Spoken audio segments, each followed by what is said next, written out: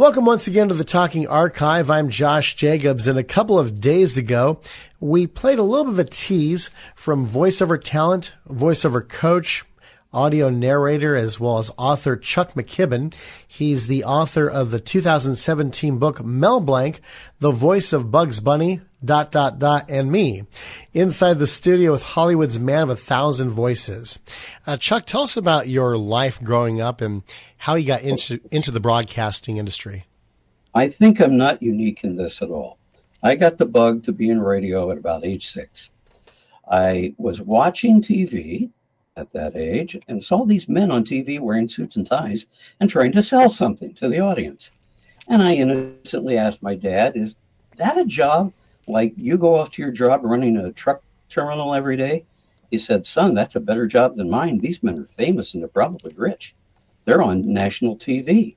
Look, George Fenneman, they're on You Bet Your Life with Groucho. Mm-hmm. You know him as well as you know Groucho. Oh, bing, huge light went on over my head, not just a light bulb. And that was it. I don't have to work in an office at a boring desk job. I don't have to be a cop. I don't have to be a fireman. Oh my God. This is amazing. I can talk for a living. So by 12, I built a radio station in my bedroom. It was 1/10 of a watt. Thank you very much, Allied Radio of Chicago, for making a little 3-tube AM transmitter that you could use due to Part 15 of the FCC rules and regulations that said if you did not exceed a certain radius of coverage and more than 1/10 of a watt, you can find an empty spot on the AM dial and broadcast. I'm really proud of this, Josh. I had 2 sponsors. They couldn't even pick up my signal because I got out about 3 blocks there in Dayton, Ohio, my hometown. But I got a record store to provide me with sample records because you could preview 45s back then. You could go sit in a little booth and play the 69-cent records that you wanted to buy before you bought them. Everybody everywhere had that. That came up on a blog the other day, were there really these listening booths? Yes. So Chris Harris, Record Rack, lent me the records to play, and I jerry-rigged the studio as best as I could, fed it up to the attic to where I had the transmitter on a 10-foot pole. It was crude and ridiculous, but it worked. And I could sit out in the car, in Dad's car, and hear my radio station for an hour every night. So he helped me get the music. And a very nice lady in Dayton, who Daytonians will remember, Esther Price, had the best homemade candy in all of Dayton. And I met this nice elderly lady, and she wanted to help a young kid have his dream. It had nothing to do with advertising, but I said, if you'll sponsor me, I'll read nice commercials about your wonderful candy. She said, no, do this. Do the commercial if you want to, but close every broadcast with a prayer. So I said, lady, you got it. I said, that's just like TV signed off every night, with a little sermonette, they used to call it, 1 a.m. TV went off. Modern people don't know this. People born into this century do not know the TV was never 24 hours back then.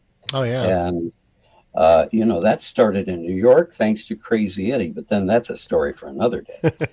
So anyway, yeah, I got the bug early. By 14. And Esther Price, just to let people know, I was looking her up just now. The website estherprice.com does have the chocolates, including caramel, creams, crunchy and chewy fruit and nuts, and you can order it anywhere around the world. It was absolutely the best. You couldn't top it. And this very sweet lady wanted to help a kid. That was the thing. I found a lot of people helped me out in those years. A couple of local disc jockeys who had home studios set up to be like a real radio station. One fella, Mike Malagorski, who called himself Mike Royal on the air, he would have me over on weekends to do practice sessions. He got nothing out of this, and he helped me get one of my first jobs at a little 250-watt station in Xenia, Ohio, where he went to work. So, yeah, I'm an Ohio kid. Dayton was a wonderful town back then. It suffered terribly through, the outsourcing of jobs and everybody left town, who made any money. So long story short, I got on the greatest radio station in Dayton, WING, at age 14. Wow. Now, I know there are other greats, though. There's Charlie Van Dyke was on the air as a teenager. Many great disc jockeys got on the air early on. In my case, it was thanks to a junior achievement show, 1 hour every Sunday night, which I was lucky enough to be chosen as the host of.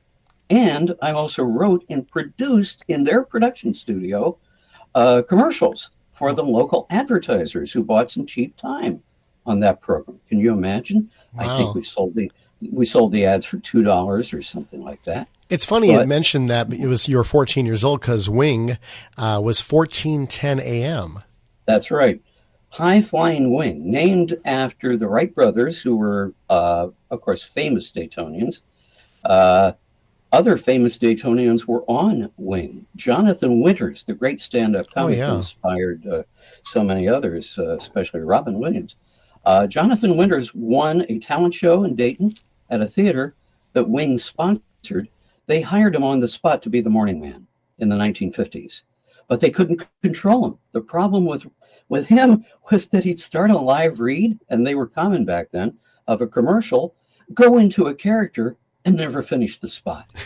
He literally would do Maud Frickert, and Maud would be doing this and saying, well, young man, that thing you're talking about sounds pretty good, but can I get it out on my farm? So the GM would call him into the office. He'd go into character. He wouldn't talk straight. Now, he was the black sheep of the Winters Bank Building family. Winters is still there, I'm sure, as a bank in Dayton. And, of course, they wanted nothing to do with this kid who wanted to be a stand-up comic. Why aren't you going to be a banker?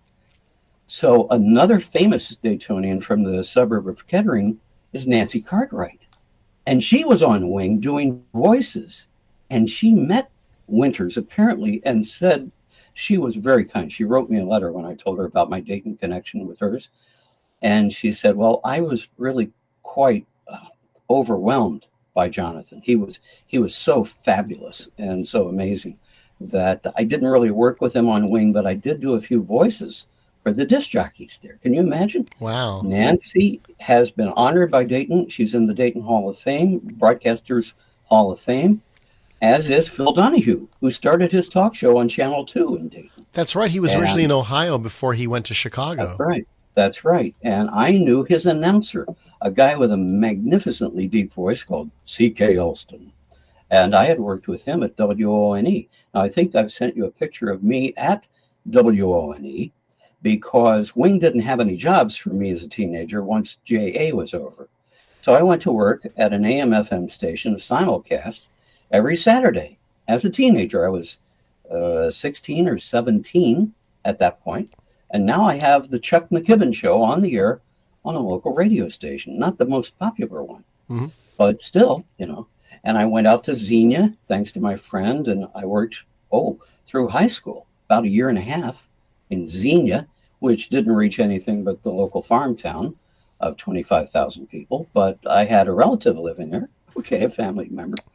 And so I had a good early start when you could be bad, when you could make mistakes, when there was room for a beginner. That kind of disappeared with modern radio, all automated and everything. Where does a beginner start? I don't know. That's a good question. I got a question for you. When you were in those small stations like Wing and WONE, in addition to voiceover and being on the air, were there any of the behind-the-scenes jobs that you were given that were unusual? I heard about DJs milking cows or feeding the horses and sweeping the floor or, they did that. Clean the roof. It was expected. You want to work here, you're going to do this. Well, the worst one I had, and I gave it up after 1 month, you could get a job out of the Help Wanted ads in Broadcasting Magazine. Had Help Wanted ads. DJ wanted for farmland in Michigan. And I responded to it one summer. I wasn't free to leave school. But I went to work there, and I hated every moment of it because Michigan oh, God.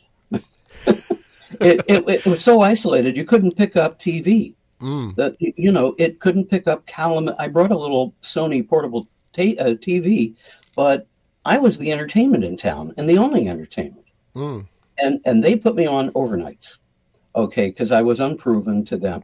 And so I made $65 a week. And yes, I emptied the trash in the morning and got the studio ready for the morning DJ, who was also the program director and was probably a local boy who made, $100 a week being a disc jockey. Yeah, it was pretty awful. $65 a week. And I figured out we ran one spot an hour overnight, and that spot sold for $5. Well, that paid my expense. So what I really was, I was the night watchman. I figured that out. I'm keeping the station safe overnight and the seat warmed up for the morning jock, and emptying the trash and burning it, by the way. Yeah, it was a pretty awful job. And, but I had a goal. I wanted to be on WABC, New York, the greatest top 40 radio station ever, in the AM days. And I knew guys who went to big stations from Wing. I want to drop a couple names. I sat in 2 weeks for Big Jim Quinn, who went and became a giant at KQV in Pittsburgh. He was immensely popular in the evening slot at Wing. And also we had Fred Winston there, who was brilliant. And that voice, that amazing voice, got to know Fred very well. And Skinny Bobby Harper was there during my JA years. And of course, he is the really and truly the inspiration for Dr. Johnny Fever. How can I say that with authority? Because I knew in college, I knew the story editor of that program. I went to the University of Cincinnati, and there was Dan Gunselman, who has returned to Cincinnati for his retirement, but he became the story editor there, made, I think $13,000 a week on WKRP in Cincinnati, based very largely probably on WUBE, a little underpowered station that was the only Drake station to fail because they just didn't have the power to even get outside the city limits of Cincinnati. Wow. But it was largely based on WUBE, which was co-owned by Danny Kaye, K. Smith Broadcasting. And I worked there as a board op a little while. Really not a board op. I actually just went in weekends to put carts together, transferring spots from reel to carts, stuff like that. It was grunt work. I got a question for you on regards to Skinny Bobby Harper. Was there any not rules, but any types of lessons that you got to learn from him? Yes. Don't sit in a showcase window because people can see the magic act and see the tricks you're doing. He hated that showcase window we had on First Street in Dayton because everybody could watch him work. And he was on like 10 p.m. to 1. And he just despised that there was no curtain to pull. And he did crazy voices. No, what I learned from him was don't be Bobby Harper because he was insane. He would drive 100 miles an hour to get to the station on time, and it's 10 o'clock at night, and he's late. He was crazy. And that, of course, was a big part of the inspiration of Johnny Fever. He was nuts. He was crazy. And I say this in the nicest way because it put him in a spotlight where he then went to WSAI in Cincinnati, a huge monster hit station down there at 1360. And he killed in that market. And then eventually at Quixie in Dixie. And, he was famous. He got out of the business, went into being an executive, I think, with an airline later and all that. But he was wild and crazy. He was one of those guys who you just can't find on radio anymore because everybody just wants to be so corporate and, voice track everything. So, I met these guys, and I probably learned more from Fred Winston, who allowed me to visit him at WKYC in Cleveland, a network-owned and operated station that was absolutely a palace. Because it was NBC, it was the best of everything, massive studios, just much overkill. And Virgil Dominic came out of Cleveland every afternoon on NBC Radio News, which for a while there put Cleveland on the map. Oh, NBC Radio News from Virgil Dominic in Cleveland. He was a local anchor man at 6 and 11, of course.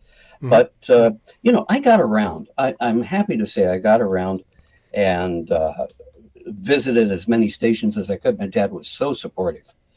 But my goal to be a disc jockey, I'll just wrap up the disc jockey part of my life, kind of crashed when I ended up in Cincinnati once again. Now, I've gone out and worked at these other stations, these crappy stations, which most of them are now silent, frankly. Mm-hmm. They didn't survive. But now I'm on WSAI FM. This is the soft, easy listening side of that station, that great station. And it's boring. I'm playing Brazil 66 and The Little Spanish Flea by Herb Alpert and innocuous background music all day long. And it's a 6-hour shift. I was on in drive time. I was noon to 6 p.m. But the problem was I was bored stiff. I was in the transmitter shack, which is what they thought of FM. Well, at least it wasn't automated, but I knew that automation was coming, and it did just a couple of years later. That's when I made the break to Southern California. I said, I got to get out of Ohio. I've been all around Ohio, but I've been to stations that I could drive back from in a day. So in other words, I went no further than what my Plymouth Barracuda would take me, my 65 CUDA, in one day's easy trip. So I'd bring just enough to survive in some hotel, or whatever in the next town. But then I'd come back and, I'd live with my parents for a while. So I was not really happy anymore in radio. The dream was over. No fan club, no personal appearances. All the aspects of top 40 radio that made you a local celebrity were gone if you were just going, WSAI FM, Cincinnati, time for more beautiful music. That was... And I saw myself then as possibly going to California, called the dad of a mutual friend I met in college. I did go for a couple of years until I found I could work at WSAI FM. Well, that was my goal, work at least in Cincinnati in prime time. There I was, but unhappy. So I asked his father. He was the sales manager of KABC television. Oh, yeah. I said, what are my chances of coming out there and finding a job?